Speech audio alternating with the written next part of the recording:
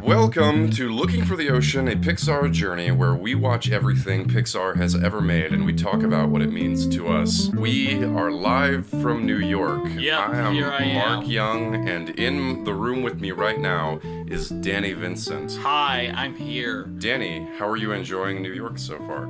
It's going pretty good. You know, I saw a couple Broadway shows. I did the Barbenheimer we've been talking about for months here on the show. Yeah, and that went well.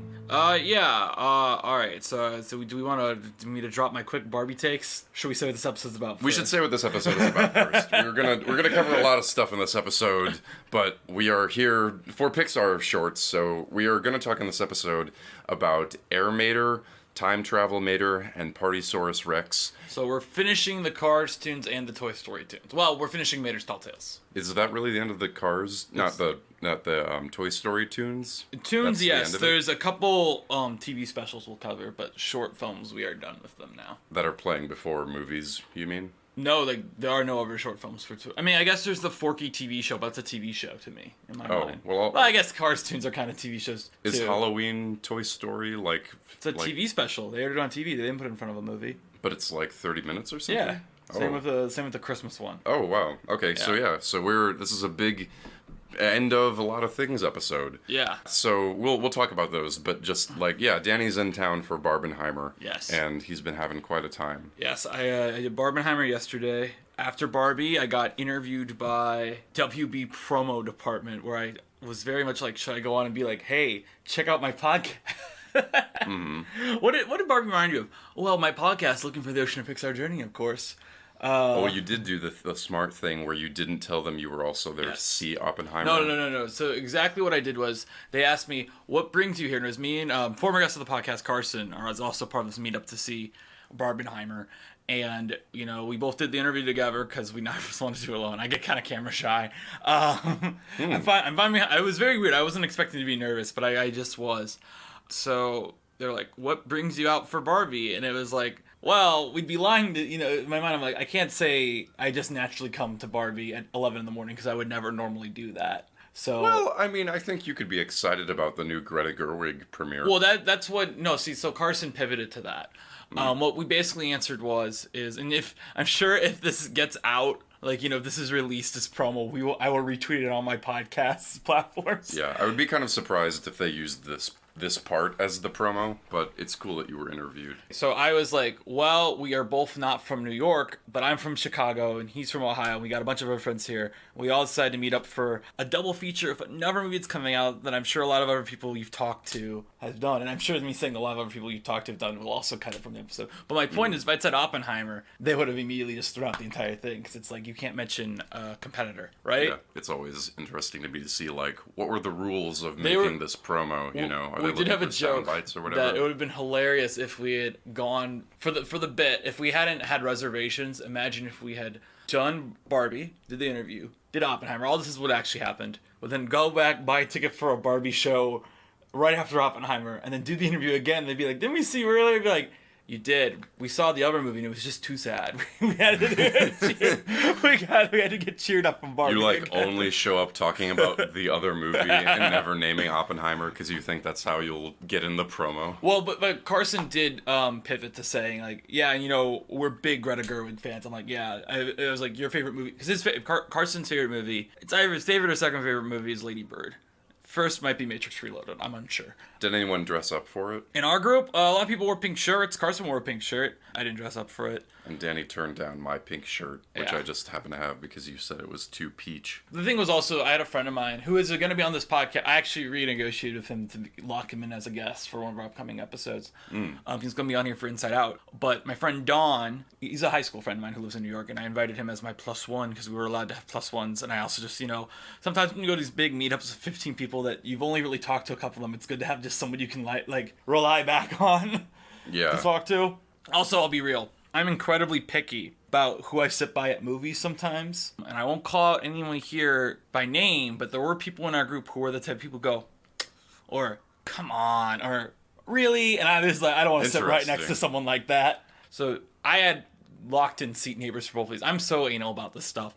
But Don was locked in because he was a friend of mine. But then my other friend from New York, Dominic, who was the person who organized the A-list seats and was always, because he's the person I visited last time I was here, so he knew me already. I was always like, get me the best seat in your row.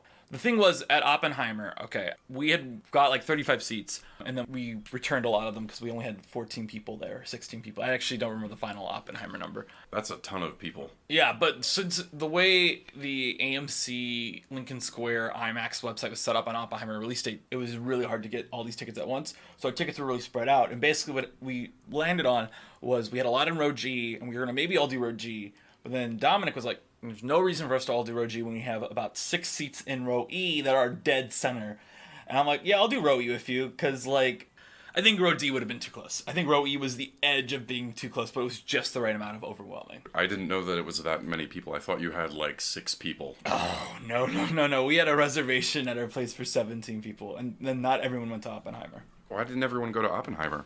I'm about to say something. Maybe you don't want to. I mean, no, I think it's you're gonna as soon as I say it, you're like, oh yeah, of course it makes sense. These were the 2 people who did come to Oppenheimer were 2 of the special someones who were female who had no interest in seeing Oppenheimer and just was like, oh yeah, we'll do Barbie. And we also had some people who didn't do Barbie, so and that makes sense too to me.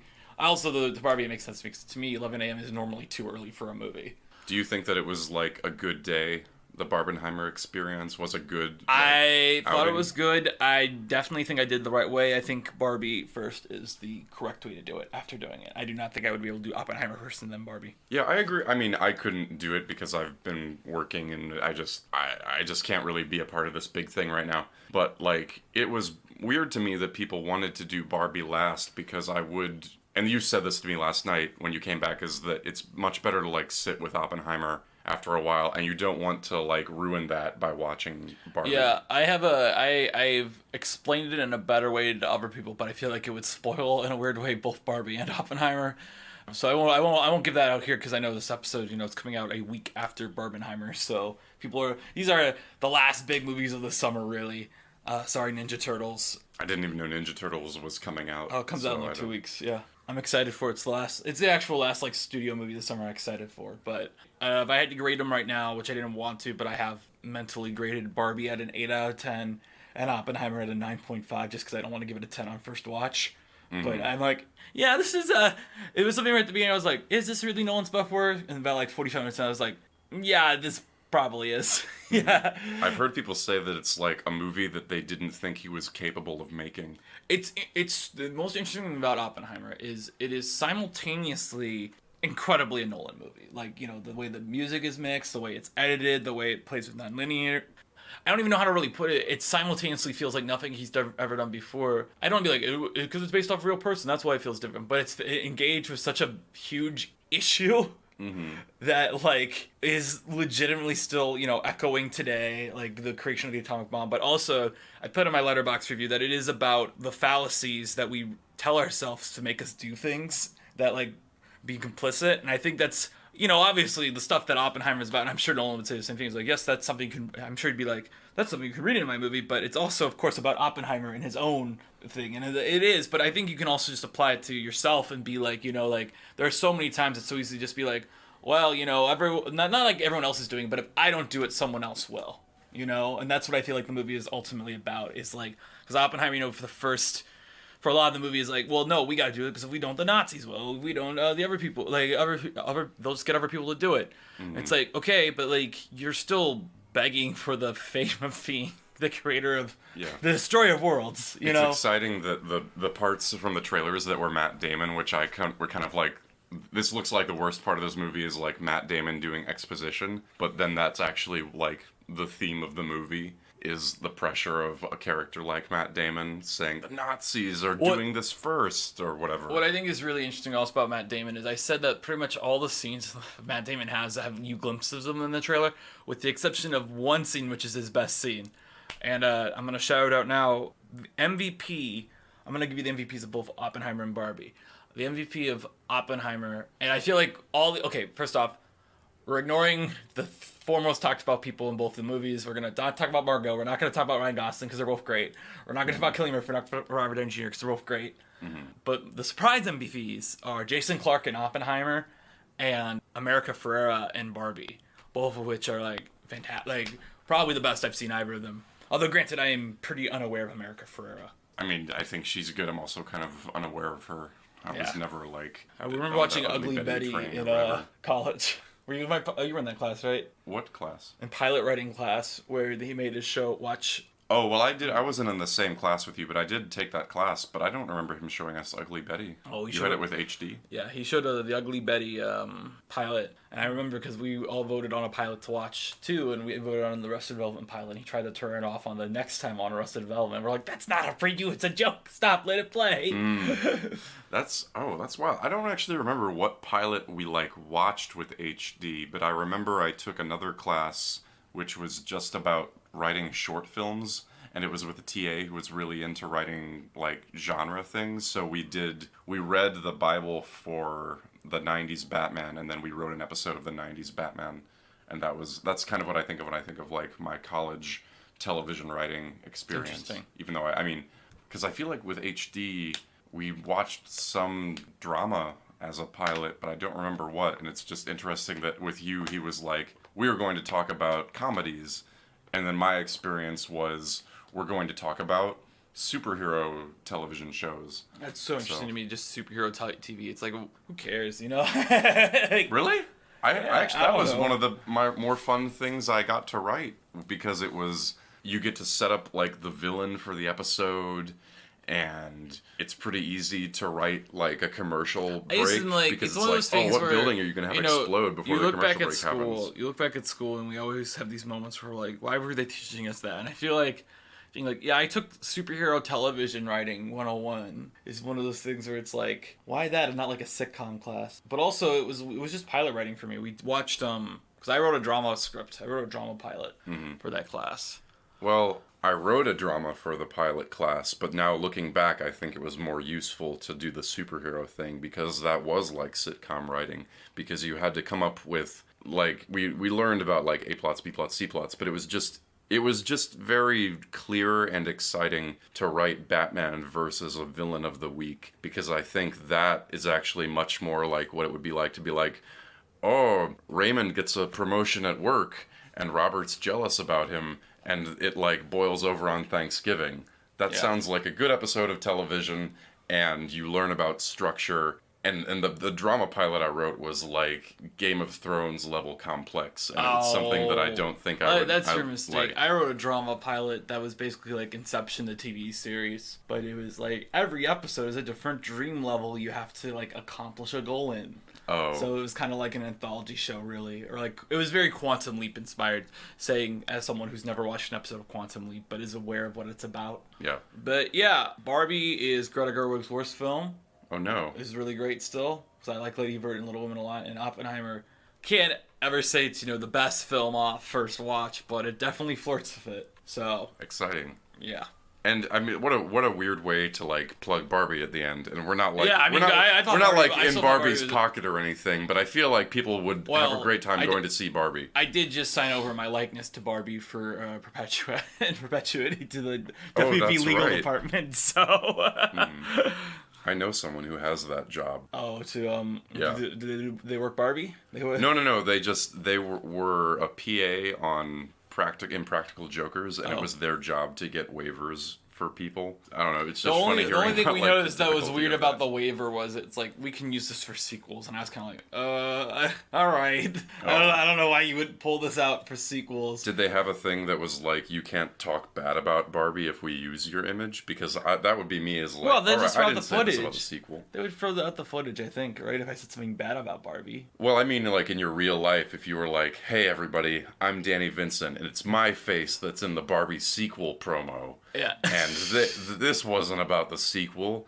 I hope there was nothing about that. Mm-hmm. Well, anyway, speaking of, I don't know how to make this transition. Let's talk about the Pixar movies that this podcast is about. Okay, but at some point I have to ask you about something else too. We definitely do, and I want to get to that, but like we have to.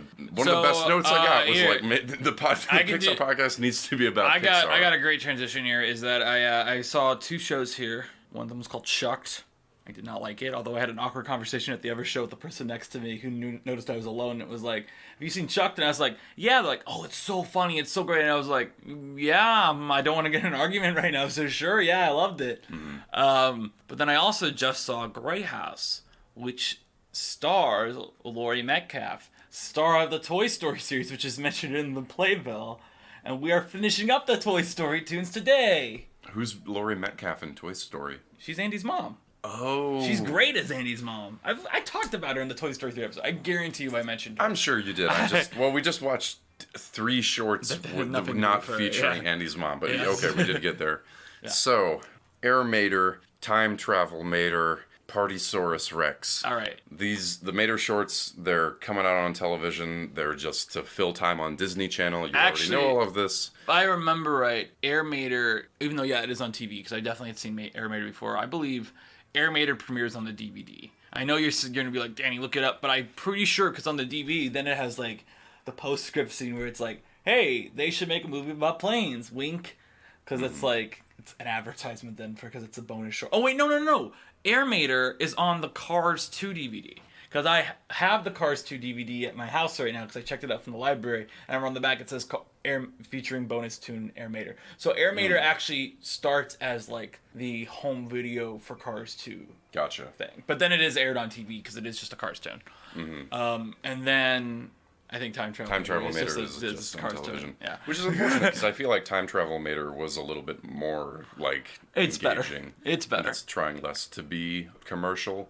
I don't know. It's just full of jokes. Because we're in the same room, we just watched them just now, and we both definitely laughed at Time Travel Mater, not at Air Mater. Yes, but I will say, to get the general thoughts out of the way, even though I know we shouldn't flirt the subjects, but I do think Partysaurus Rex is still miles better than either of the cartoons we watched today. Yeah, I think so. You say flirt with like that's some kind of controversial statement. Dun, dun, dun. But I feel like anyone who would watch these would be like, Partysaurus Rex looks way more fun, even though it's similarly unsubstantial.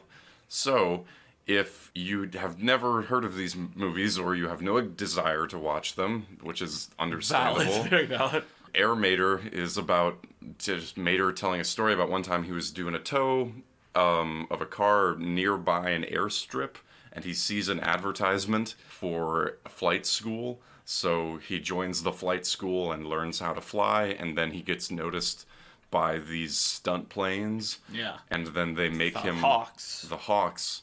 And they make him part of their air show, and they do the air show, something goes wrong, and that's when Lightning McQueen is introduced into the story, with Mater saying, remember you were there, and then you saved me.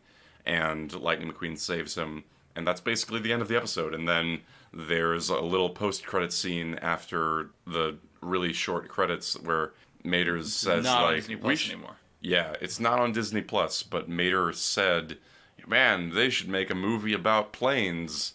And then one of the little forklift trucks says, that's a great idea, Mater. And then Mater winks at the camera. And then there's this really long pause. I think they just stare. It's kind of just a stare. John Lasseter's really like messing up the Pixar brand. I think Air Mater is bad for a lot of reasons. I think the big reason is it's not really... Okay, so here's my thought when I was watching Air Mater. This was my main thought. The only time during the thing I had a thought was I remembered when I was a kid and the first Cars movie came out, and the tough-to-get toy was not any of the actual characters in the movie.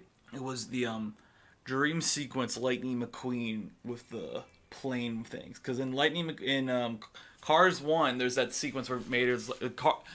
Lightning has an imaginative, like, what happens if he wins the piston cup and he gets the dyno coat thing, and it's like, it ends with him, like, becoming someone who, like, has rockets attached to him and, like, the plane wings.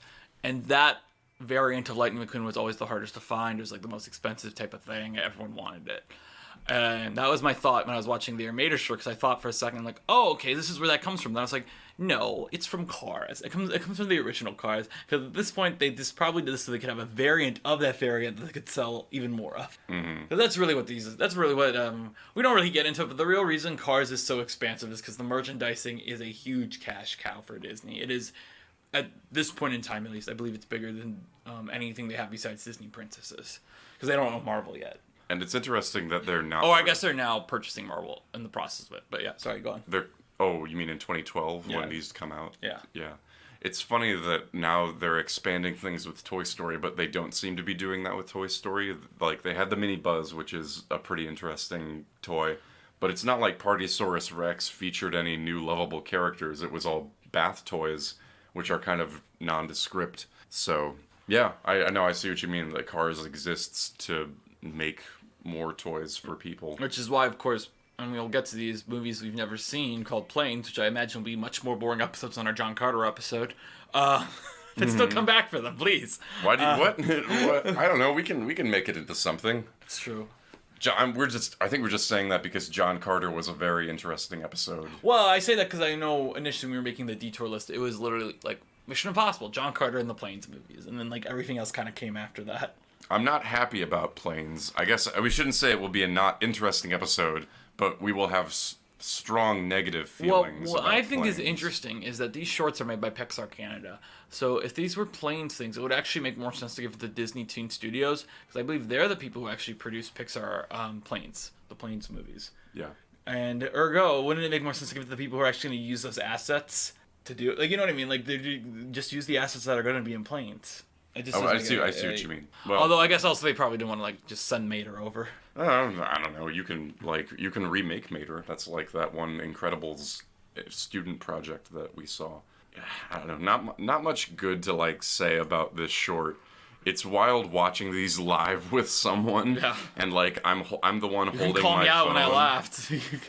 When did you laugh? No. I'm saying during the time travel, I was gonna be like, it sucked, and you're like, well, Danny, you did laugh a few times. I'm like, all right, I guess I did. Well, I don't think I would have laughed if I was alone, but I'm just saying it was interesting watching it together because you do have that communal theater experience.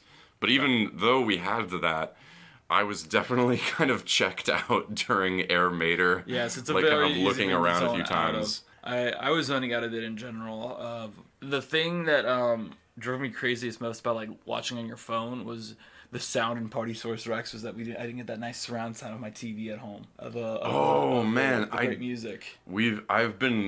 So because I can't watch things on my laptop, I've actually been watching the Fast and Furious with my really good like phone amp, which you see down there. I should have done that because it's actually surprising how good the audio is on movies with that. But like, I don't know, whatever. There's a rave in Partysaurus Rex. I guess, I don't know. You don't have anything nice to say about Air Mater, do you? I don't have a lot nice to say about Time Travel Mater, even though I do laugh a few times. I have a big discussion point on Time Travel Mater. Mm-hmm. Well, we should say that Air Mater does feature Stacy Keach, who was for a long time the voice of Shaggy before Matthew Lillard kind of took over. What? Am I confusing him with Fred?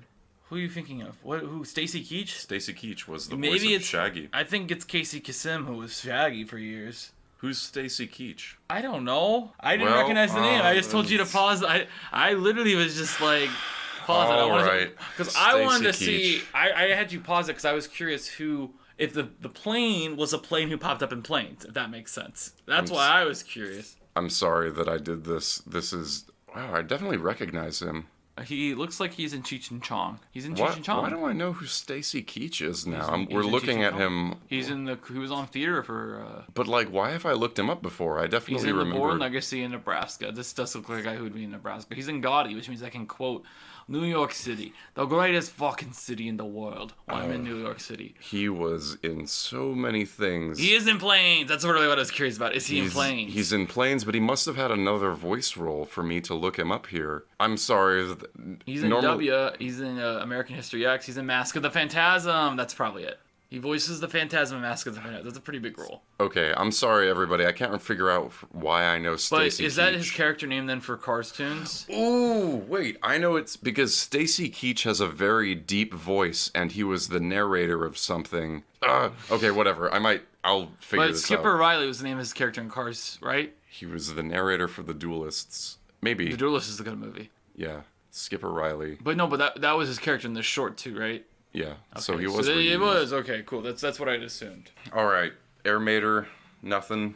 Nothing. All right. Time Travel Mater. So the hilarious one. it's still not that great. Okay. It's a Back to the Future riff. It's got some good elements, but I want to talk about the worst element first that I think you were going to bring up anyway, and I think you might like him.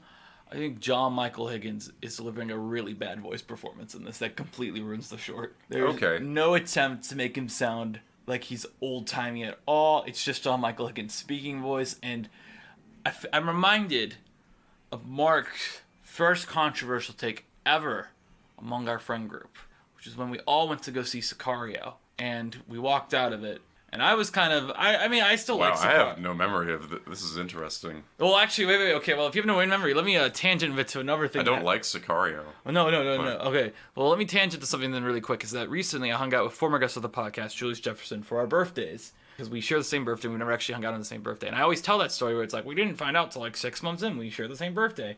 And then Julius was like, yeah, this when I mentioned that, in this outing we had, and Julius was like, well, that's not the full story, Danny. It's like, wait, there's more to it? I don't remember. And Julius just goes, yeah, what happened was I was talking to Jack, who was our roommate at the Julius' roommate at the time, about summer plans, and I mentioned that my birthday was July 3rd, and then you said to me, you're lying. And I was oh, it's my controversial take that I didn't believe that you and Julius had the same birthday? No. This is a tangent. This is a tangent off my tangent. Because that's pretty hard to believe. No. Listen, when Julius said that to me, I was like, that makes a lot of sense. Because someone saying to me they share the same birthday, I would assume it's like, I walk up to everyone. Especially when you're both roommates with each other. No, we weren't yet, though. This was our freshman year. We weren't roommates yet. But the thing is, to me, if you know me, I'm just going to probably walk up to you and wish you a happy birthday, like, at least 3 times a week anyway. It's just a running bit I do. It's just been a weird part of me that I always will walk up and be like, oh, happy birthday. When I see you, not online. I'm not going to text you happy birthday, but if I lived by you, Mark, I would say happy birthday to you like 3 times a week. It's just something that would happen. Okay. So when I heard Julius say that we shared a birthday, I just assumed it was the bit being like reversed on me. Oh. So I was like, okay, that does make sense.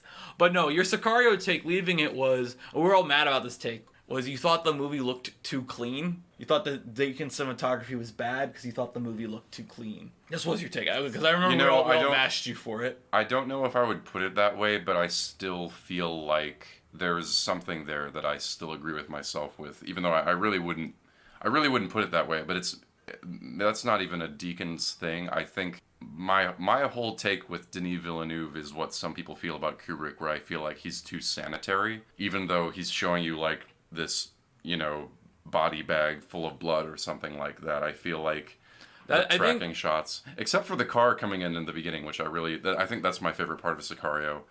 I think it's interesting you say that, because I think, in a way, Villeneuve's best film, at least of his American stuff, because I haven't seen his non-American... Well, I guess, let me rephrase, English language stuff, because I haven't seen his non-English language stuff. Mm-hmm. I think his best one is Arrival, which I know isn't a hot take, but I think Arrival does have messiness to it, like Jeremy Renner going, let's make a baby, and stuff like that. It's been so long since I've seen Arrival, and I just hate that movie. No, what is it when all the aliens come, like traffic stops and people get depression? Like, why is that your response to aliens showing up? I mean, Amy Adams in that movie has depression already.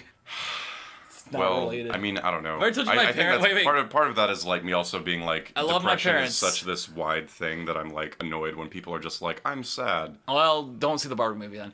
Well, I feel like I like the Barbie movie more. Like, anyone can do it better than Denis. Well, did I tell you? Wait. Okay, I'm gonna call out my parents on this podcast, because this is actually legitimately funny.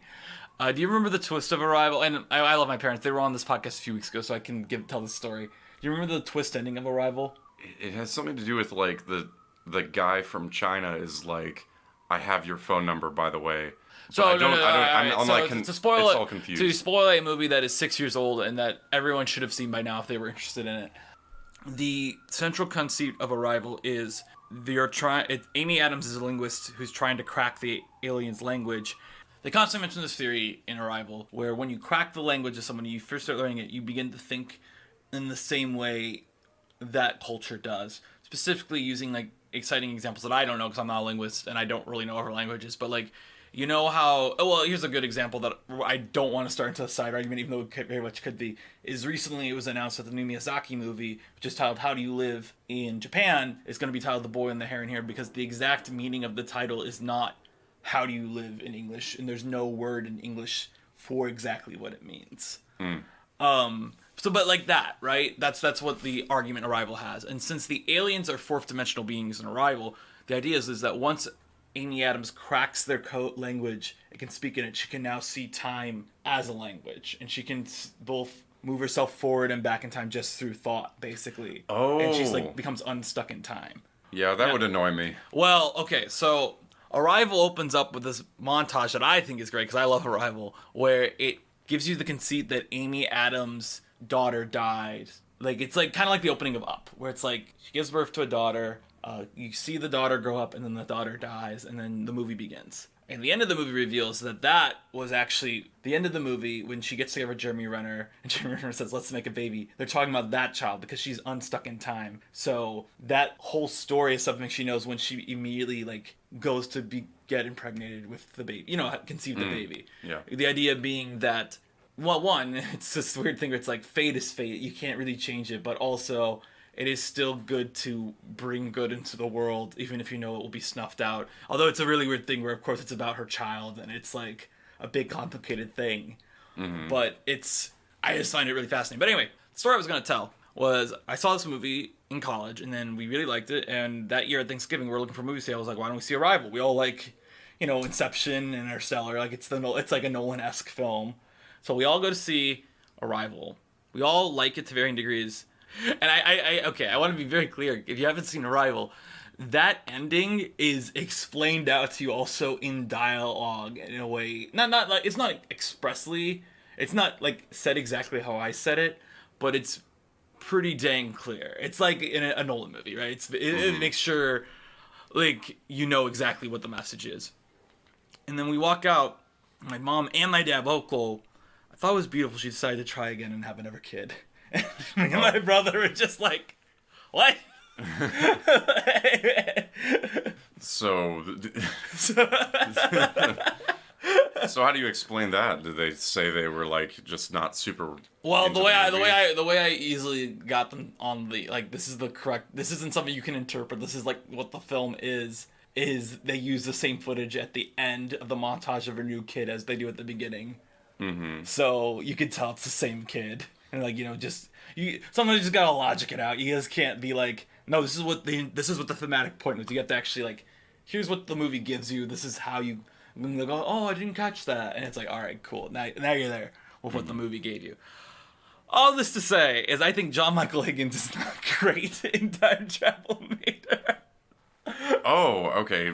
Well, that was because of my Sicario take. Like, it wasn't appropriate for the time period or whatever. Well, it's like it's too clean. That's what I was gonna say. Is like I think his voice performance is too clean. He's a clean guy. I'm kind of surprised that they got him because he's like baby Fred Willard. It makes sense. He's kind of a character actor. He's like I can't do a super clean voice, but he's just kind of has that like, this is how I talk. And this is what you're going to get from me. I'm like a car salesman. It is during his, I feel like his biggest moment of his career, maybe this is a hot take, but I do think when John Michael Higgins was like doing Pitch Perfect and then hosting game shows, which was like around this time. So I guess he was kind of the semi-big get, but also not like, there's no reason he'd be like, you want me to do a guest spot on a Cars TV show? No. Like, why would he say that? Like, this is something that I'm only recently kind of discovering is part of people's career decisions, but like, that you would say yes or no to something.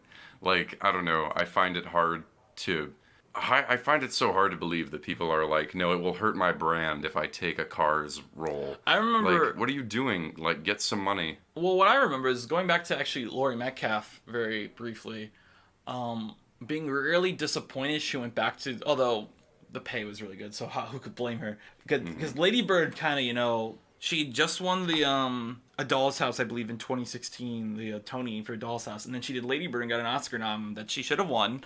Definitely one of the most annoying losses in recent memory at the Oscars, because she's fantastic in Lady Bird. But there was a moment where it's like, oh shit, is this like Laurie Metcalf's, like, is she finally going to just move on up to being like someone they get when they can't get Meryl Streep? You know what I mean? Not like, you know what I mean? Like, not, she's never going to be A-list, but she's going to be someone they get to fill out the ensemble. But then it's like, no, I'm going to do 7 years of the TV show and do Broadway when we're not filming. And it's like, well, that's still valid, you know? Like, that is still valid. It's still really valid. Especially but initially because it was like, the TV show became about her, yeah, from what I understand. And I was going to say the same thing about John Goodman, because John Goodman was also having a bit of a moment in 2017, because he did the Cloverfield movie, where he didn't win anything for it, but everyone was like, oh my god, John Goodman in this. Yeah, we forgot how great he was. And so they were both having this really nice moment, and they both were like, we will gladly anchor a TV show for ABC for 9 seasons. That is a good, solid paycheck, and we can do other cool stuff in the off-season, because we are working actors that people want to work with. Yeah, definitely. I don't know. I have no issue with that, and I of course I have no issue with that. I just remember... I wasn't super, like, turned off by, what's his name, his voice performance either. I think he sounds too old, is actually, I guess the way I would put it. He actually sounds too old for the role of what it's supposed to be. Oh, maybe. Because he's supposed to be someone, in whatever era they're in, who he meets his, you know, young love, who is now, like, 90 in present day, so... He shouldn't be sounding like a 40-year-old man. Yeah, the timing of the whole thing is... I mean, no, that wouldn't be weird for the time period. I think it'd be better if it was, like, someone who sounds distinctly younger than Mater and Lightning. Because that also adds to the, like, fun Back to the Future vibes. If it's, like, a Crispin Glover type. Or even a... I do think this short mostly works because I think Mater and Doc Brown actually have similar energies. Like similar chaotic energies. Yeah, so okay, so here's the quick summary of time travel Mater. So Mater is putting up a sign. There's the frame story, whatever.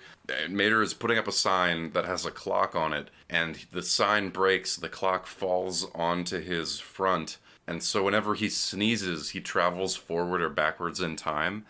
And he travels backwards the first time, and he meets Stanley, who is the founder of Radiator Springs. And who has been in all these things since the first movie. So it's something that and immediately it's cooler than a lot of these because it's like, oh, this is something you've set up. Yeah. Or like something more that's a piece of history in the town that you can now utilize for this story. Yeah. But so he meets him and he's this traveling hubcap salesman, and Mater has to make him stick around so that he will found Radiator Springs, and he does it by bringing lightning back in time to like get him to sell him a hubcap. A radiator. A radiator cap, that's right. So he gets him to sell him the Lightning, he gets him to fall in love with Lizzie. And that's basically the end of the short, is them getting married. It is a bit more subversive than that. I do think the big highlight of this that we both laughed at and we're like, oh, this is great, is that You Was There Too is not actually You Was There Too. It's mid-story, Lightning is taken into the story by a time-traveling Mater. Yeah, so Mater comes back into the present and, like, meets Lightning and Mater talking about the story to bring Lightning back to the past, which was subversive and fun. Yeah. And I also think what's fun is, you know, when you said he has to help Stanley fall in love with Lizzie, but it's really more, they make a joke that this is going to be like Back to the Future because Mater's panicking that she's in love with Lightning, but she's just like, get out of the way, I want to talk to the hot Model T behind you. And it's like, that's so wild because I feel like that would have, like, that was exciting and there could have been a great joke there that would it have gotten too long. I don't mind it because I think it is kind of sweet at the end where it's like, get out of my way. By the way, thank you. And is that the same stuff at the beginning of the short or no? I'm not sure because I only watched it once and I think you said this was a rewatch. I didn't. It's been a long time since I watched it the first time. But I just think there was like a missed opportunity to do another joke there. I don't know. Mater could have just said something that had no effect. Like, look, Lizzie, you got, like, he could have been like insulting Lightning McQueen, but like Lizzie couldn't hear him or something like, I don't know. That's just a thing. But I'm surprised they didn't make a joke like, look at his, like, I don't know if this is the way to say it, but it's like, make a joke about like the colors of the vehicles when they're in sepia. You know what I mean? Like, they could have been like, look at how nice and red he is. Look at this hot red car. Or something like that. What I also felt like was weird, that felt like a missed opportunity to me, even though I also... Okay, I'm going to argue against it and then argue for it. Is that at the end of the short, I believe we're back at the beginning of the short. I do think it's just reused footage, because Lightning is still skeptical about it. I do think it would have been interesting, though, to see the light, especially because this is the last one, right? This is the last Cars 2, so this is the one where you can actually have it, like, remain canon if you so wish, especially because Cars 2 has come out. Mm-hmm. To see, like, them come back to the present and be like, you know what I mean? Like, yeah. But also, I kind of get that they wanted to have their cake and eat it too, and still have, like, the Lightning dad at the end, because the dad at the end is before he goes on the journey. Yeah. Which is interesting. It's much like Arrival. It's unstuck in time. Yeah, much like Arrival. I don't know. I do think that one is kind of hard to make a choice one way or another, but I think it's actually the right one, where they don't bring him back to the present, but they just cut back to Lightning listening to the story. Yeah, it's out there. We were thinking of maybe going to it, and I wish I'd maybe gone. I feel like I would have enjoyed it more than Shucked. Well, you're the first person I've ever heard who didn't like Shucked in person. Know. But I don't know. I honestly have never been super interested in Shucked because of the marketing. It seemed very pandering. Who I thought was really good, so I went to see Grey House today, which has Laurie Metcalf in it. But what I actually... So you saw Laurie Metcalf live? Yeah, that was the whole reason I went. I was like, because I don't know if I told you, the first time I went, my dad and I really wanted to see Three Tall Women with Glenda Jackson and Laurie Metcalf. It was sold out everywhere. There was no TKTS tickets for it, so we didn't go to it. So today, when I was in line for Shucks to get TKTS tickets, I noticed that, I was like, what's Grey House? Laurie Metcalf's in it. Oh, cool. It's a horror play with Laurie Metcalf? Sure, I'll give it a shot. Like, sounds great. But what I thought was really cool about it, that I'm going to be talking to a lot of people about, is someone else was... Well, the show also has Paul Sparks and Tatiana. I'm going to butcher her last name, because I always butcher her last name, but it's the woman from Orphan Black. Maslany? Yeah, I always butcher her name, so I'm not even going to try to copy you. But then what I was really excited about in it also had the female lead from Beetlejuice, whose name I forget, but who played Lydia on Broadway with Beetlejuice originally. And then who I was excited about was Millicent Simmons was in it. It was her Broadway debut, which is really cool. That is the greatest part of the Quiet Place movies, the deaf actress in them. Oh. And she was in it. I was like, oh, this is so cool. Because I feel like, and I don't know if this sounds like weird or anything, but I've always like wanted to see like one of the really great deaf actors that are working. I actually do consider her one of them, at least in film. Mm-hmm. At least she's the best young deaf actress working. Cause I think she was also in that Todd Haynes movie that I still haven't seen. Mm-hmm. But then of course I don't like the Quiet Place movies, but I have no problems with her performances in them. Which, by the way, I did realize Oppenheimer is a Quiet Place reunion because Emily Blunt and Cillian Murphy.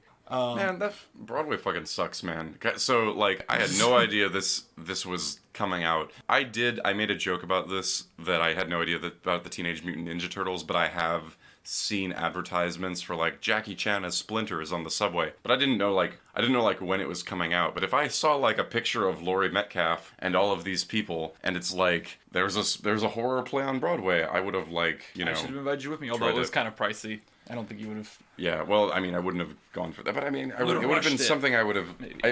The thing is, if it's something interesting, I would like to spend some amount of money on it, so, like... I spent about $110. That means a rush ticket, or but I was center, like, row F, so pretty good seats. I'll be real though. I don't want to be like I hated it, because I didn't hate it. It was like solid. It wasn't like I was glad I saw it. It was something where I liked the acting and like the like cool horror stuff more than anything else in it. The actual story of it was something where you kind of figure out all the mysteries yourself about 10 minutes and you're just waiting for the characters to get there, and the characters aren't interesting enough to really carry it. But it's like, cool, Laurie Metcalf's doing this. Oh, cool. Millicent Simmons is doing this. Tatiana Maslany, Paul Sparks. Do you know who Paul Sparks is? I really like Paul Sparks. I don't know Paul Sparks. He was in House of Cards. But he was very good on it for the seasons I watched. And he's just also a character actor who pops up and stuff. Yeah. I think he might have been on Succession, but I don't know who he was. I feel like I think he was maybe like 1 or 2 episodes of Succession. Yeah. We should talk about Partysaurus Rex. Yeah, Partysaurus Rex, Partysaurus, Party Poopa. So this came out attached to the 3D re-release of Finding Nemo, and it is about Rex getting taken by, what is that child's name? Bonnie. I was like, that child. to be with her during like bathtub playtime, and I forget why, but he's basically He just wanted a toy, and I think if you really look at your options, there Rex is probably like one of the few choices in that room. Yeah, so he gets taken by Bonnie to go play with her during bath time, and then she leaves him in the bathtub, and then he learns that all of the bathtub toys don't like it. Have an existential Yeah. nightmare that Like they can't move when there's no water, so they crave bath time, and none of them can do anything about it because none of them have arms. But Rex is the first toy they've ever, like, actually there's another toy, but like Rex is the first one with arms. Another existential crisis toy that's just stuck. Yeah, there's an octopus who's like trapped on a higher shelf, but Rex... No, okay. She's not only trapped on a higher shelf, she's stuck, she's a soap toy. Where it's like, the more you use the soap, the more... Oh, she can die? What? No, Is no, that what she's... she is? No. This was a thing that I remember, it's not really a thing anymore. And I actually don't think it was really a thing when this came out, but this used to be a thing where you'd get a kid a soap toy, where there's a toy encased in the soap, and so when you use all the soap, the toy is available once you're done. Oh, okay. This is just something that I was unaware of. Yeah, but since she's on a high shelf and Bonnie's parents are getting her, I think you're supposed to assume that toy is not going to get out anytime soon. Yeah. So anyway, Rex is the one who's able to turn the water back on, and because Mr. Potato Head was like making fun of him earlier for being Connect once again. It's very Back to the Future too. Oh, I don't even remember Back to the Future. Oh, there's like this whole thing where Marty is just randomly called Chicken and like ruins his life. It's like a very dumb, like, what character flaw can we give Marty McFly? If someone says chicken to him, he refuses to back down. Like, have you not seen Back to the Future? Like, literally, yeah, it's like seen it. It's just in forever. the dark future, it's like one of his coworkers like, I need you to commit tax fraud for me. And he's like, I don't want to do that, because he's like, Michael J. Fox is playing him like the nerd that his dad became. Yeah, and it's like, I don't want to do that. And then he goes, what? Are you chicken? And then he goes, all right, I'll do it. I'm not a chicken. I'll do it. And he does it, and he immediately gets a phone call. Did you just commit tax fraud? You're fired. He goes, oh no.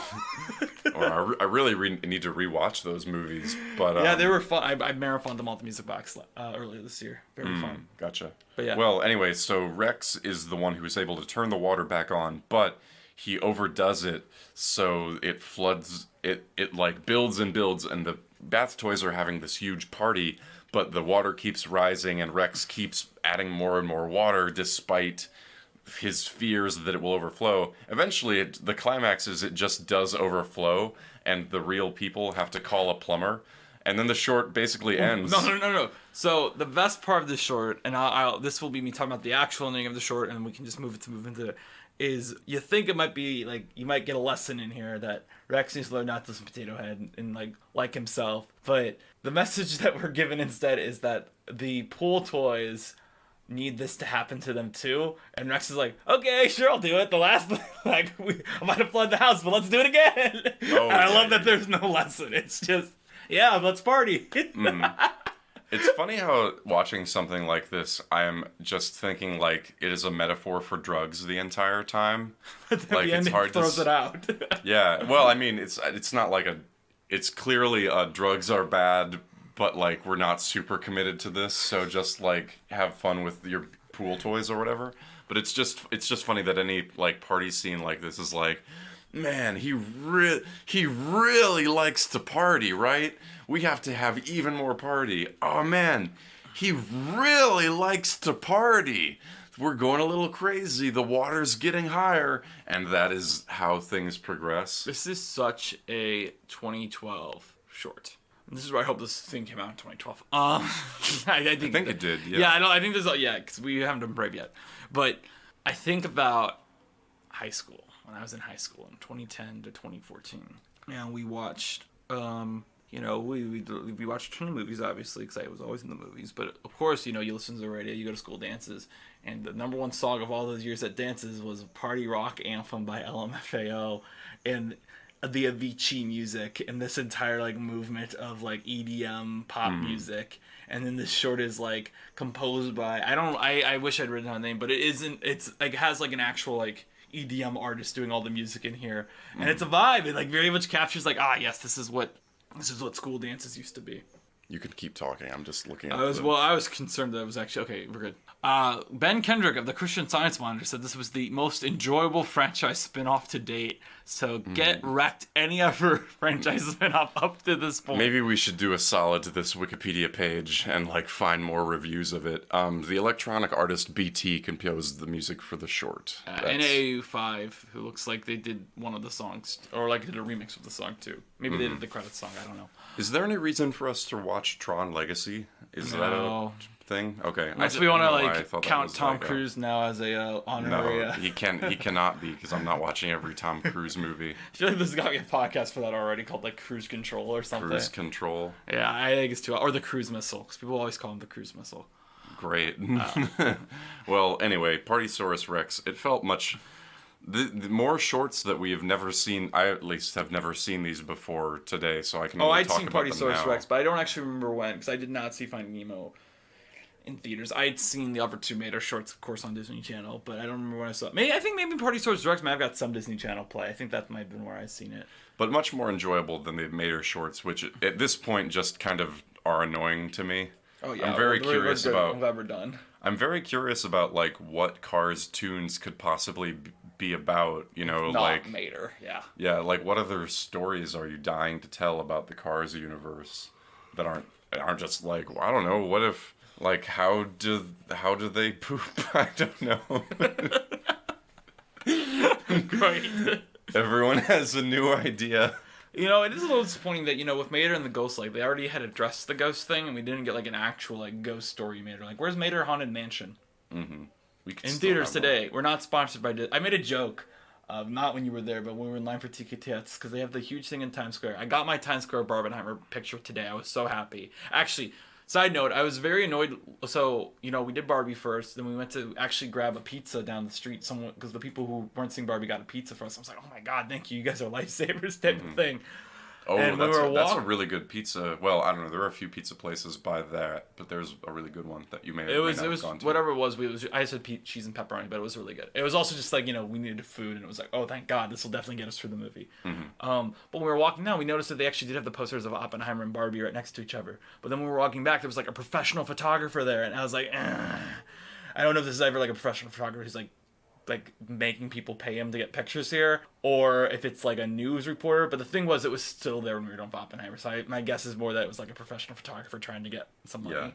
I think that would be the more logical thing. But what was I saying before this? Because I was actually building to something. Oh, okay. So I was gonna say I got my Barbenheimer Times Square picture today, and then I was gonna say when I was in line for TKTS, I made this joke about something.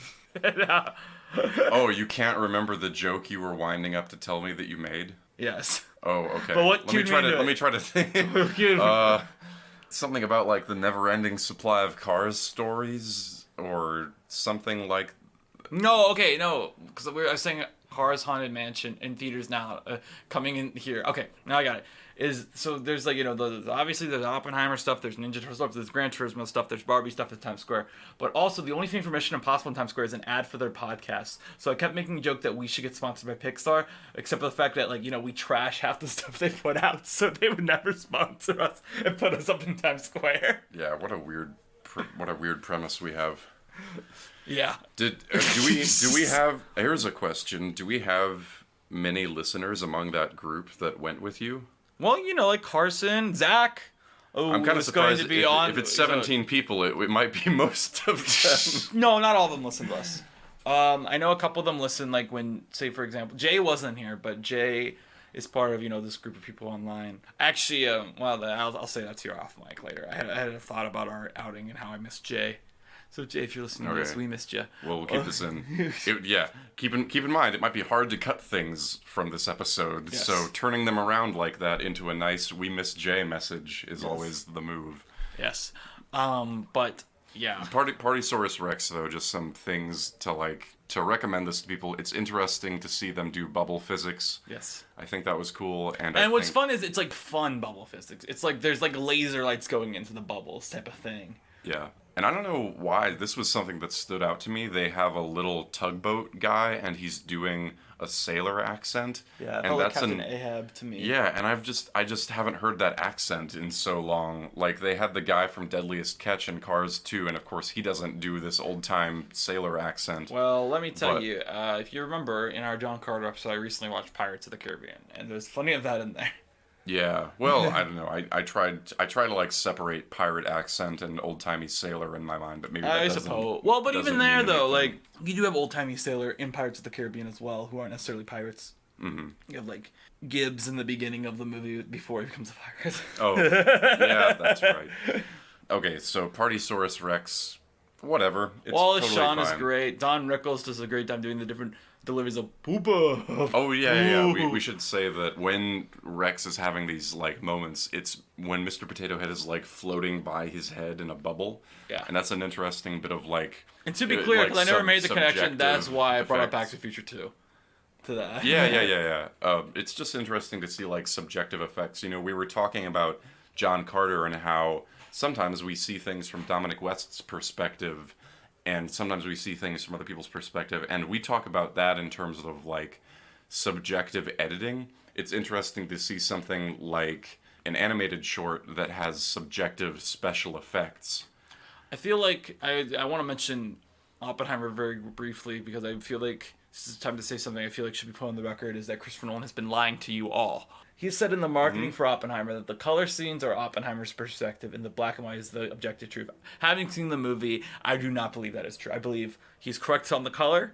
I believe the black and white sequences are from Levi Strauss, who is Robert Downey Jr.'s character's point of view. Because I think it's very clear. It's like neither of these are the truth.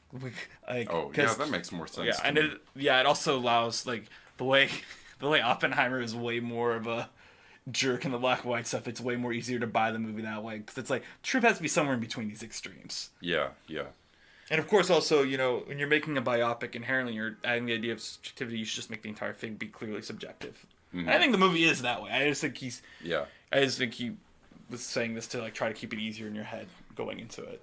I think, you know, Wallace Shawn's always been great in these. I think it's fun to get a little showcase here. And I just do think the One of Bath our great toys. voice actors. I kind of alluded to this when we were doing what's so fun about us doing the intro together right now is that when we do the intro, we can like cut it and be like, oh, let's sing about it. And you know, not the intro, but you know, like talking about like the plot of the shorts. Like I cut it into a couple times. But, like, yeah. The existential stuff here is just kind of like, wow, these people these toys really have like the worst life possible. They lay on. And again, this is why I really don't like them examining the questions of them being toys. I feel like it's like it's basically like, what if you made this about humans, and then it was like, well, your life sucks if you think about it too much. It's a weird way to open this idea too, because I think it exists to make this short funny and important, but like I think you could still have them be able to hop around, you know, like a VeggieTale type of thing. Okay.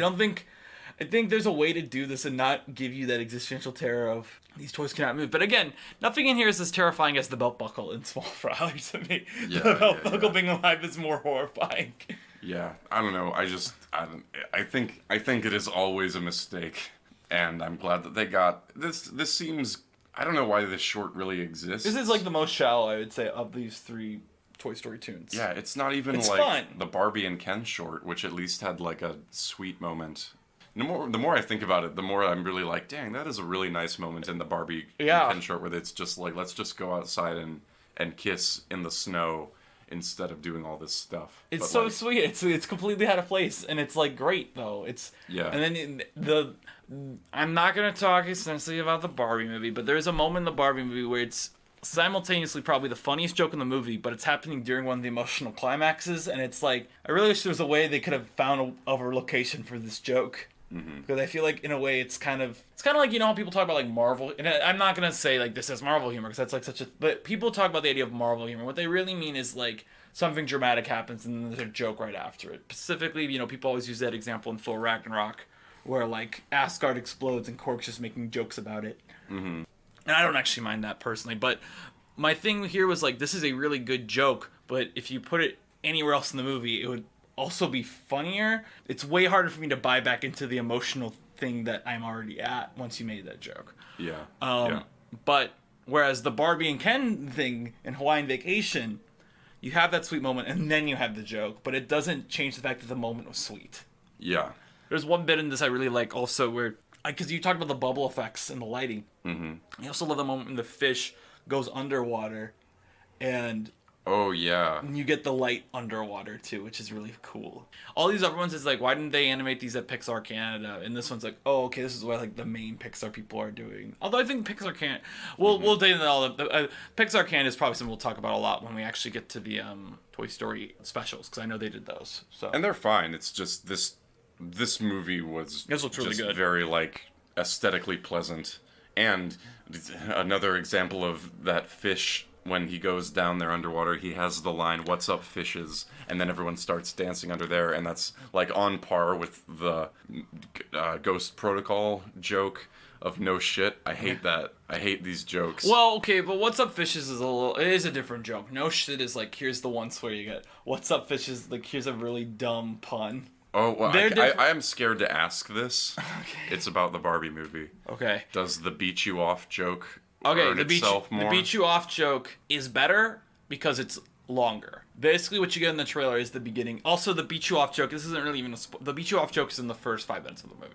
Oh, okay. So Interesting. yeah. So Well, anyway. to me, the stuff in the trailer is still so funny, but once it starts adding stuff and making it bigger, it's like, okay, now you- just it, because like, you've loops said back it, around so, to yeah, being that's funny. basically it's one of those things where it's like, all right, they just keep saying it, so now it's funny again. Okay. Good. So, yeah. I had to check in for everyone who felt like me Yeah. listening. The Barbie take I forgot to drop very quickly is I don't know about. I think Oscar talk is really silly in July, but that said, Ryan Gosling better get nominated for Best Original Song for Barbie. What are your other Partysaurus thoughts? Actually, that was about it. I just wanted to mention that shot underwater. Although I also was going to say, because of What Up Fishes, I'm pretty sure realizing now I stole that line from this short when I put it in Grinding Nemo. Yeah, all those years ago. Yeah, well, Grinding Nemo. No one knows about that because we 2014. actually we basically cut all of Grinding Nemo out of the episode because it's probably better that way. Yeah, because we don't want to make promises we can't keep of me reading something that's probably offensive on Yeah. mic. yeah. I mean, like listening to it, I was like, That- there's really nowhere to cut this that it like doesn't If set off Grinding some Nemo bells. gets released to the public, Barbie's marketing will remove me from the marketing because they'll be like, we can't have this associated for this man. So I didn't even think about that, but like, what if someone got like meme famous for a promo and then they had to be canceled? Like, Yeah, that was a big thing. Is because I'm always insecure about my hair. I made sure my hat was on during the entire time I was on the interview for the Barbie circuit. I was like, I really Like, quickly good checked for the carpet. I made sure like all my long hair was tucked in the hat. I was like, I don't want to make sure I just look like a normal guy with a hat on. I've never even thought about that. Sometimes I mean, pretty often just because of like where I have to go, but like I'll put on some makeup before I go outside, and it's normally because I have to like go to some thing where I have to look a certain way, but I never even thought about like better dress up for the Barbie movie so I can be in the promotion. Well, I didn't know material. that was a promo. Because as I said, I didn't wear pink or anything. I wore. They were asking anyone who dressed up like Barbie to yell, "Can you yell it's party time or Barbie time, Barbie party time or something like that?" I don't know. Better be it's Barbie time because party time. Well, I is a mean dumb that thing that to will say. definitely be in the video because it's obvious like at the end they're gonna have everyone scream it, who did it, but they didn't have us do it. But I don't know if it was just they weren't having the men do it because I didn't notice any like single men or like groups of men do it. But I also the people who I saw, well, no, because my friend who did it, who was wearing pink, he wasn't asked to do it. So, but I mean, neither Carson and I were really dressed up for Barbie. So I was like, I assumed that's why they didn't ask us to do it. But what did you do while I was watching Barbie and Oppenheimer? I have just finished all of the first 7 Fast and Furious films. The essentials. And I know that we have some listeners, that Danny tells me we have some people who are very into the Fast and Furious movies, and I recently got into them. And I just finished all of the Paul Walker movies before recording this episode because we have a guest on the next episode, so it was better to like drop it now. Also, it's So- fun to talk in person because we have not talked about these takes yet. Yeah, so now I get to drop my Fast and Furious takes, and I'm just gonna give my ranked list, I think. Okay. that. I'll let you give your all cover off so I don't interrupt you. Okay. Well, it's funny because it's just a list of numbers. It's not anything to it. So it goes. Okay. So for everyone who doesn't know what we're talking about, Fast and Furious. It's a franchise. It's one of the biggest franchises in the world right now. Well, but I don't know. You either like have never seen anything related to these movies, or you're one of the people that has made it one of the biggest franchises in the world. That was me, because I was like, I'm part of this thing. The context for this is that a little while back, someone on Twitter posted a clip from the most recent Fast and the Furious movie. Here we go. Was it that one? No, it wasn't that one. It was the one where they jump off the dam. Oh, yeah. And it was such a cool shot. Everyone on Twitter was like, we have never seen Fast and Furious before. Is this what all of the movies are like? So I decided to watch and find out. And apparently they are actually all that cool. So basically all of these movies are about Paul Walker, the cop, working together with Vin Diesel, who's Dominic Toretto, who's the leader of this street racing gang, and they like street race and they meet other people from the criminal underworld, and Paul Walker, who plays Brian Connor, the cop, is always trying to like, oh man, I gotta like follow the law, but like I love the crew that Dominic Toretto runs, so people are always like kind of working with the cops. Thankfully, they resolved that by the fourth movie, and then the fifth movie exists kind of as a complete paradigm shift of what the movies are about. Yeah. So it goes from basically being about like street racing culture and car culture to being about like heist films. But they're always like, every movie starts with like, all right, look, Dom, we know that you're doing illegal street racing, and then eventually more crimes, but like, we'll erase the crimes you did in the last movie if you help us with one more job and take down this super criminal who's... All right. Like, okay, drop so your rankings. My rankings. Then we can get into it. Best to worst: 1, 7, 2, 3, 5, 6, 4. 5 is way too low. I think it's pretty crowded at the top, but I think 5 deserves. 5 is the best to me. 5 is the one I've given up. Best? 5 is the only one I've given above a 4. Wow. I'd have to open up my actual ranking because I don't remember off the top of my head, but I guarantee you I think I have 5. 5 is easily my number 1. 5 to me is like one of the best. I think 5 is actually better than Ghost Protocol. You can make that comparison because I it's feel the like same we're all year. better than Ghost Protocol, but that's just me. You have okay, not and also, watched sorry to everybody else, the rest of this might be about the Fast and Furious. This is we just know we have some people in the audience who are big Fast and Furious fans as well. Yeah, and next this is what's going on in my life. If you want to come back Next to that. episode is Brave. But this is what I was doing in my life while also watching these Pixar shorts. So. It's how you can associate some of the Partysaurus Rex. Yeah, You're going to always associate Partysaurus Rex with Fast and Furious. I mean, it's not hard because every Fast and Furious has the scene where they like go to the car club and they see the dancing women, which I think is really funny because it's always shot the same no matter who the director is. But yeah. So the first 3 movies are standalone, featuring characters from the first movie, and actually 3 features all new characters. They're just standalone movies that have the Fast and Furious title. 5 is the one. 4 reunites most of the characters. 4's the worst one. 5 we can agree on that. reunites- We can all agree on that. That 4 is, you had 4 at the bottom, right? Yeah. Well, we all agree that 4 is the worst. But 5 reunites all the characters, and that is the crew Wait, that does you even think Fast and Furious 4 is better than Ghost Protocol? I mean, yeah, because it's a Fast and Furious movie. No. But it's 5 to me is just like it's the top of the bad ones for me, and I don't even actually think it's bad. It's just there are a lot of ones that I prefer more than it. 5 has the best ending of all of them. Yes. But I just think 7 is overall a more solid film. I think 7 is a movie that is carried by its last 5 minutes. I mean, I do think the parachuting car stuff is cool, and the Dubai jump is cool, but it's really those last 5 minutes. I'm like, yes, Furious 7 gets 4 out of 5 stars. Yeah, Furious 7 is just, I think especially watching it after 6, which... I like 6's villain. 6 is my favorite villain of the latter trilogy. Oh, I did not like I the love villain Luke at all. Evans in it. I feel like, even though I'm coming at this from the future, I feel like 6 is like dying to get to Jason Statham. He just seems like such a worse villain than Jason Statham. But Jason Statham... No, wait. Because of... I told you this off mic. I was going to tell you my favorite part of Furious 7. That's my favorite meme that I use, which is Jaimon Hansu exiting the car for the first time in that movie, revealing him, and it's like this insane It's like overlayered shot of him exiting the car like 3 or 4 times. Yeah, and it's like shuddery, like slow-mo that they didn't like shoot in slow-mo. And I remember when that movie came out, Julius and I saw it, and then for months after, we'd always just quote the only line in that movie that mattered, which is Jaimon Hansu going in the third act, like they hired him just to say one word, which was "What?" What? It is. Oh man, I just which is incredible. I love Jaimon Hansu in Furious 7. I don't know. I mean, really, I guess 7 is so high for me, maybe because of the last 5 minutes, but I also feel like it just is consistently cooler stuff. Oh, no. It's because of James Wan altogether. I actually think it's just like a much more well-made film. That's going to be a very... I know of our listeners, a lot of them are going to...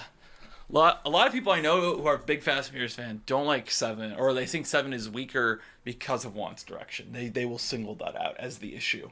Because Justin Lin gives you more of the clean action without necessarily a lot of stylization, which allows a lot of the bigger things to like the airport chase in 6 is like you can follow everything that's going on. You know exactly where every character is. The sense of geography is really good. Really? Because that's actually my criticism with a lot of Justin Lin's car chases is that it'll be like messed up geography for one reason or another.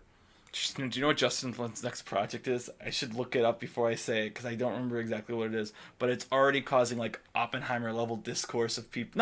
Not like where we at with Oppenheimer's release, but like a year before Oppenheimer came out, people were like, no one's making an Oppenheimer movie. What? They should not even touch that. No one should make an Oppenheimer movie. Is Justin Lin making an Oppenheimer movie? He's making a movie about someone who went to like the Forbidden Island in India that is only like not allowed to have contact with the outdoor world. Oh. That the Indian military like it seems protects. like that would be a James Wan project. Because wasn't he like a Christian missionary? No, that's what Justin Lin. Well, Justin Lin's doing it because he left Furious 10. Fast X after like a week of shooting because Vin Diesel was getting too annoying for him, which is really incredible to do that after you've done so many of these movies. To be like, all right, I'm done. I mean, I don't know. That's kind of my beef. They get worse, I feel like, and I kind of feel like it has to do with them becoming bigger stars, and they're these are the best things The Rock's are in, though. The What? Rock's role in the Fast 5 is like one of his best roles ever. Well, specifically in 5.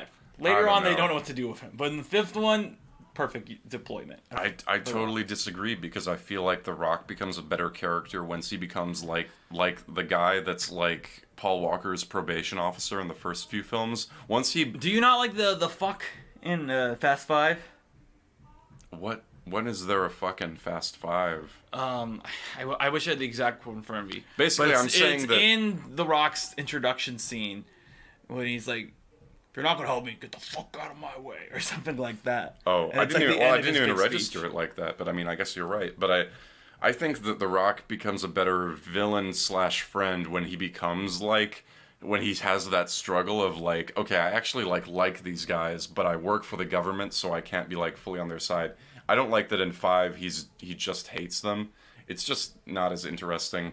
And I feel like The Rock has so much charisma. You could say that Fast 5, that would have been a great Dave Bautista role. Well, do you know who the role was written for? Who? Tommy Lee Jones. And when they couldn't get it and The Rock said he was interested, they completely rewrote the role. I mean, I think both of those are correct because it's such a dark role. It would be nice to find someone who can like play around in that darkness, but I think The Rock is a little too charismatic. But the movie is always leading to him teaming up with him at the end too. So it's like you still need to. I mean, I know Batista could obviously sell it, but I don't know. I think those are the best movies with The Rock, honestly, of the Fast movies he's in. I need to go rewatch like footage of him from his wrestling days because I find it so hard to imagine him as like a straight up villain. I'm wondering how he played that. Because I mean, I feel like he's been a villain in something, but I don't know what. Yeah, he can do villain. I'm just not saying. Scorpion King. I'm not thinking about Scorpion King. It's just when you make him like so serious, I just feel like something is lost. Although he does have the great line, which I now remember from the trailers. Speaking of how these Fast and Furious films relate to my life growing up, I remember the line from the trailers where he's like, blah, blah, blah, blah, blah. And no matter what, you cannot let these people get into cars. That's an iconic line. It's so great. The thing that it's actually wild that this is the conversation we're having, because I was worried coming in about, like, my rankings of 2 and 3, which I feel like 2 and 3 for me could switch third place on any given day, but I do feel like they're some of the better films. I mean, altogether. you need to realize the ones that I revisit are like the 5, 6, and 7. I don't like go out of my way to revisit the other ones because I like. Wow. Although I What's actually haven't your revisited. ranking? What's your ranking? Give me a second to pull it up on Letterboxd because again, I last ran for all these movies a long time ago. And then we maybe should start wrapping up some of the time. Yeah, we should get some food. I don't know. I feel like the first few movies just seem to really know what they want to be in 2 hours or 90 minutes, however long these films are. And the last ones are just kind of like, they have so many stinker moments. And I even, like, wasn't loving 2 when I first watched it, because I think the graphics are weird. But then looking back, I'm like, you know what? This film was, like, super fun, and it had such a tight, arc. My most... Well, you know what? I can just cut this off. Okay, so... Cut the ones that I didn't watch, though. Alright, did you watch the turbocharged... Did you watch either of the short films? I didn't watch the short films. There's a short film that's set before Too Fast, Too Furious. That's titled Too Fast, Too Furious Turbocharged Prelude, which is a really great title. Mm-hmm. Which also, let me look... It has Minka Kelly, who is a semi-known actor... only in that short film, never popped up again in the Fast and Furious movies. And there's a short film that's directed by Vin Diesel called Los Bandoleros, which is better than the film it precedes, which is Fast and Furious 4. My ranking goes, if once Mark's seen, is 5, 7, 6, 2, 1, 3, 4. Big gap to 4. Whack. I hate 4. It's why do we both agree on 4? I feel boring. Here's my deal with the later ones. Is each one of them has some moment that is like, this is the greatest thing I've ever seen in the series. But then I feel like the humor is so painful, and I feel like there's always 1 or 2 chases that I think are very poorly shot, which frustrates me. Like, even in 2, where I don't love the races, I feel like 2 really loves those wacky characters. Yeah. So that kind of saves the frustrating choreography. But, like, it's just, I don't know. There are such highs and such lows in the later ones. I'm surprised that you feel so strongly positive about them. Well, to me, they're well, you also realize a lot of these movies, you get in on, like, one of the later ones, especially around the early 2010s. And so since Fast and Furious 6 was my first one, I'm always going to be more enjoying that type of the franchise anyway. 6 was a wild one to come in on. It works. What I was gonna say, because it has the opening credits where it reveals everything that's up to that point in the opening. Another reason I hate 6. 6 is almost like worse than 4 to me, because they didn't like come up with a new title sequence. They just revisit. It's like a clip show. Anyway, the thing that I like about Furious 6 is that the title is Furious 6 on the film itself, even though it's marketed as Fast and Furious 6.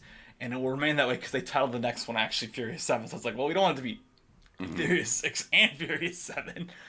But Furious 7 still keeps itself different from Furious 6 if you were just judging off the title of the movies. Because on Furious 7, the 7 is written out as a word on the film itself. Mm-hmm. So.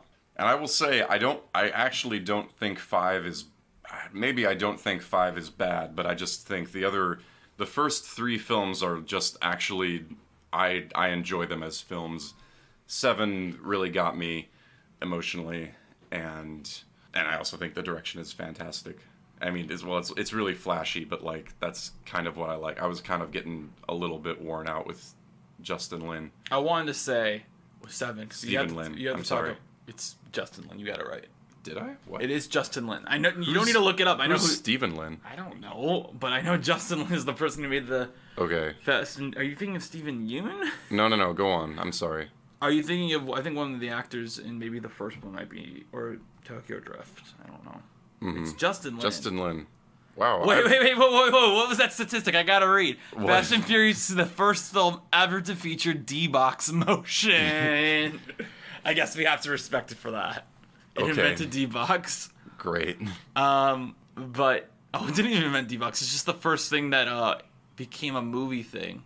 Anyway. D-Box is like a 4D experience. Thing. Yeah.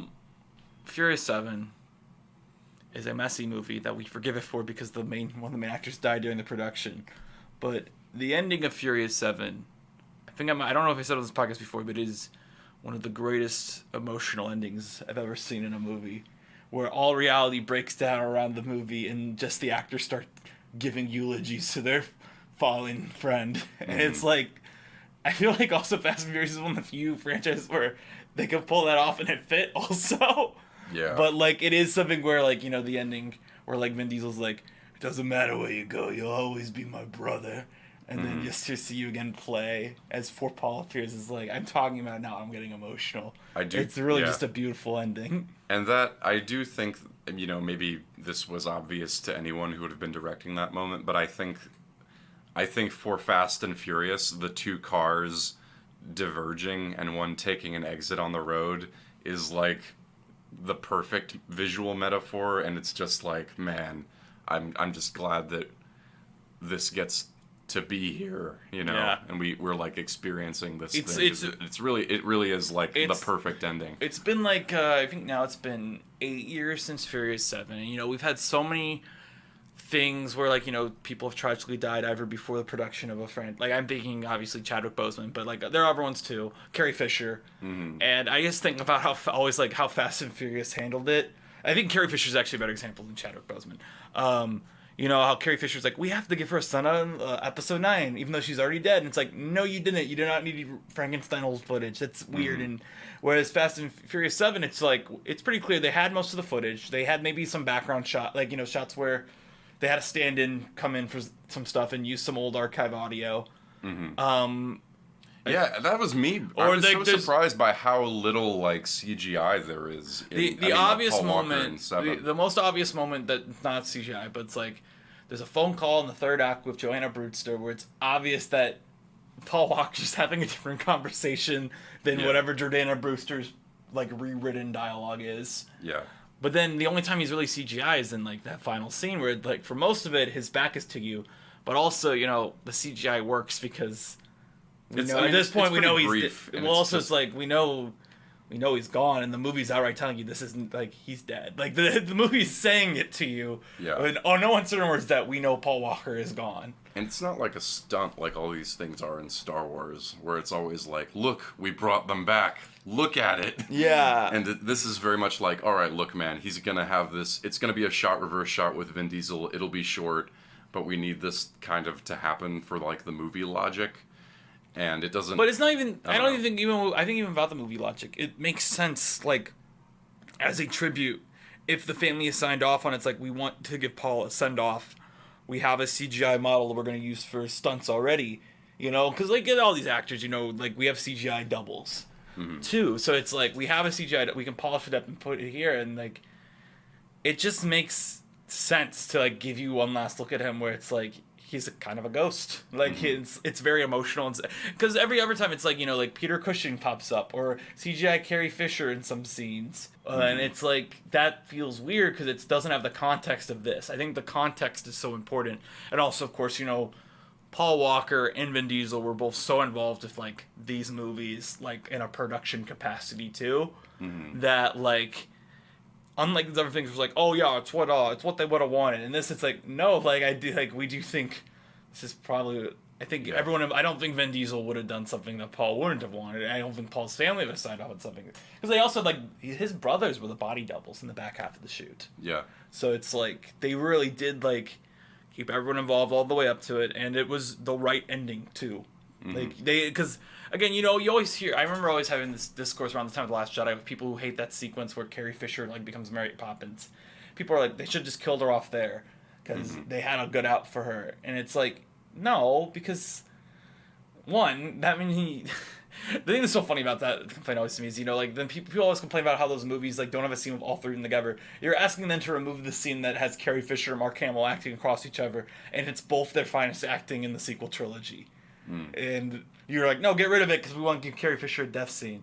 It's like, no, like, that stuff in The Last Jedi is like, you don't change it to kill him.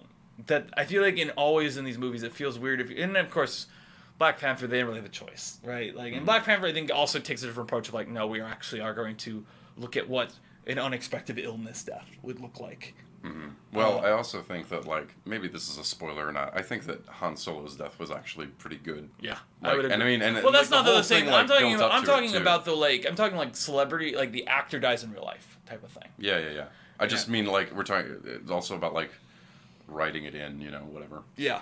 But I mean, I don't know. I was just really shocked by, like, how cool I was with the attitude of Seven to like dealing with that. I don't know. And I think that's why it's so high to me, because, like, part of why these films are so fun is because they are, like, so juvenile. And that's what I loved about Seven, is that it was, like, it seemed very mature. It's still, like, because it is still juvenile for most of the movie. Yeah. And then at the end, it's like, we might be, like, a bunch of pranksters, but if we lose one of our own, it's still, we gotta, like, we loved him, And it's yeah. Well, we should go get some dinner. Yeah. What do we think about these Pixar movies? It's your phone background. Adam Driver punching the wall. Yeah. We'll give all these. We can't give it the Barbenheimer tickets, but Grey House closes on Sunday, so Partysaurus Rex, Time Travel Animator can all just go check it out. Support some Laurie Metcalf or some. Imagine Rex being in the audience for Grey House, going, "Wow, that sounds like Andy's mom." Yeah. I guess I want to give these films. I would give them some more, like, they need to have a sequel where they go to a public pool and they have even more fun. I think talking about Fast and Furious made me, like, have a better memory of the Pixar shorts. We gotta have Mater. Like Mater and Rex are gonna go their separate ways while Wiz Khalifa blares. Well, I guess Charlie Puth is more in that moment, but yeah. One Mater and Lightning. Mater and Rex. I thought you said Mater and Rex, and I was like, what? Okay, all right. What do we do next time, Danny? Brave. It's a movie. Brave. Well, I mean, we're Brave, and we're gonna have a great time. I've never seen Brave, and I feel like it's the thing that I don't like it. I've most wanted to check out because I've been interested in, like, I don't know, Scottish magic or whatever. Like, that sounds fun. I'm going into this optimistically. Anyway, let's do the credits. Looking for the Ocean is produced by Mark Young and Danny Vincent. The show is edited by Mark Young. Our original artwork was designed by Sarah Knopf. Follow us on social media, Looking for the Ocean, Instagram at Looking for the Ocean Pod, and Twitter at Pixar Journey, and on our website, lookingfortheoceanpixar.podbean.com. You can follow me on markyoungperformer.com, where as of this recording, I actually have made a separate page for the podcast on my website, and I'm pretty happy with it. Nice. You can follow me, Danny Vincent, at Blankmints on Letterboxd. My Barbenheimer. Well, no Barbenheimer reviews are up quite yet, and I don't know if they'll be. I don't think I'm going to see Oppenheimer by the time this episode comes out again. But I do have initial impressions. They both have hearts on them because I like them, but I do not want to grade them yet. Anyway, you can listen to my other podcast, The Snub Club, where we talk about the movies with the most Oscar nominations and no wins. All right, bye everybody. Go watch Barbie Oppenheimer. Ooh, yeah, and Grey House if you're in New York. Oh yeah. You got 2 days. House. You got 2 days.